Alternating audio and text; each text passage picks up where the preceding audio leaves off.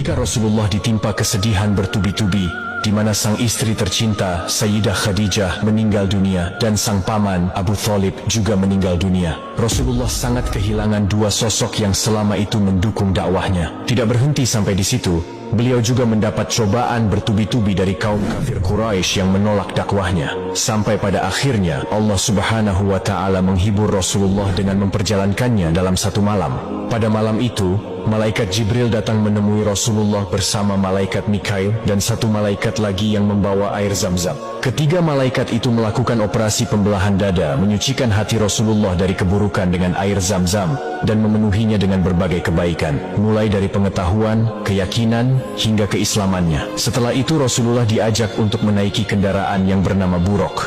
Perjalanan pun dimulai dari Masjidil Haram. Beliau terbang bersama malaikat Jibril menaiki Buraq dan singgah di kota Madinah. Kemudian malaikat Jibril menjelaskan bahwa Rasulullah nantinya akan berhijrah ke kota itu.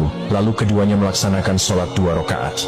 Kemudian, malaikat Jibril dan Rasulullah singgah di kota Madian, di mana tempat itu Nabi Musa bersembunyi dari kejaran Fir'aun. Lalu keduanya juga melaksanakan sholat 2 rakaat di tempat tersebut. Selanjutnya, malaikat Jibril dan Rasulullah singgah ke Tur Sina, tempat di mana Nabi Musa alaihi salam berbicara langsung dengan Allah Subhanahu wa Ta'ala, lalu melaksanakan sholat 2 rakaat. Perjalanan Isra pun dilanjutkan oleh malaikat Jibril dan Rasulullah. Beliau kemudian singgah di kota Bethlehem, di mana tempat itu Nabi Isa alaihi salam lahir dari perempuan suci bernama Maryam, dan beliau pun sholat 2 rakaat di sana. Dan tibalah Rasulullah singgah di tempat terakhir di Masjidil Aqsa. Beliau di sana bertemu dengan para nabi dan rasul terdahulu. Lalu kemudian Rasulullah Shallallahu Alaihi Wasallam mengimami sholat 2 rakaat di Masjidil Aqsa, sebelum akhirnya malaikat Jibril membawanya ke langit ketujuh, yang disebut perjalanan Mi'raj, untuk bertemu suatu zat yang luar biasa.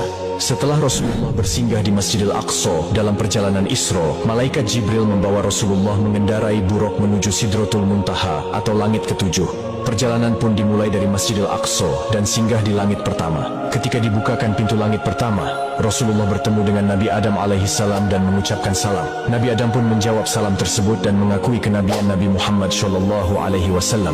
Allah juga menampakkan ruh para syuhada di sebelah kanan dan ruh orang-orang sengsara di sebelah kiri.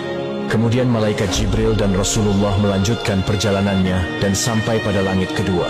Ketika pintu langit kedua dibuka, Rasulullah bertemu dengan Nabi Yahya dan Nabi Isa alaihi salam. Kedua belah pihak pun saling ucap jawab salam. Dan Nabi Yahya serta Nabi Isa pun menetapkan nubuah kenabian beliau sebagaimana Nabi Adam sebelumnya. Perjalanan pun dilanjutkan hingga sampai pada langit ketiga. Ketika pintu langit ketiga dibuka, Rasulullah